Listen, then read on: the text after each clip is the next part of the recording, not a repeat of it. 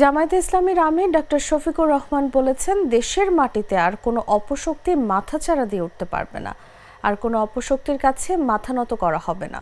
আজ শুক্রবার সিলেট মহানগরীর সরকারি আলিয়া মাদ্রাসা মাঠে কর্মী সমাবেশে তিনি কথা বলেন। জামায়াত আমির বলেন, জনগণের ভালোবাসা পেলে এমন একটি দেশ করব যেখানে কেউ চাঁদাবাজি করবে না, চাঁদাবাজি বরদাস্ত করবে না।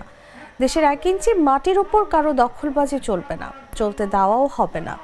তিনি আরো বলেন, আমরা সেই স্বপ্নের দেশ করব যে দেশে মসজিদ, মন্দির, গির্জা কোথাও পাহারা দেওয়া লাগবে না, বরং ঘরে বাইরে এবং সামাজিক ও পেশাগত কাজে একজন নাগরিক সর্বোচ্চ নিরাপত্তা ভোগ করবে। এটা আমরাই নিশ্চিত করব।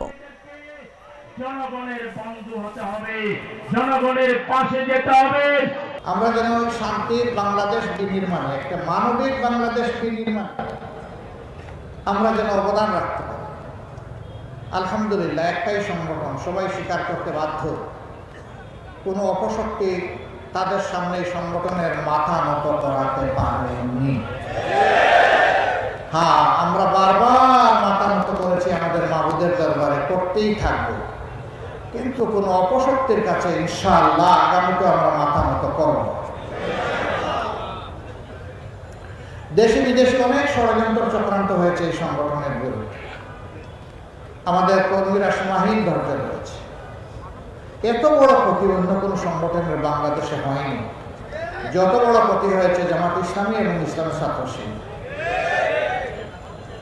এই সকল ক্ষতির ফল আমাদের অন্তরে ছিল, সেই ক্ষত ছিন্ন বহন করে আগস্টের 5 তারিখ যখন পরিবর্তন আসলো, আমরা সারা বাংলাদেশে প্রিয় সহকর্মীদেরকে এবং দেশবাসীদেরকে আহ্বান জানিয়েছিলাম, শান্ত থাকুন, ধৈর্য ধরুন, প্রিয় দেশকে গড়তে সাহায্য করুন। আলহামদুলিল্লাহ, বাংলাদেশ শান্ত থেকেছে, ধৈর্য ধরেছে।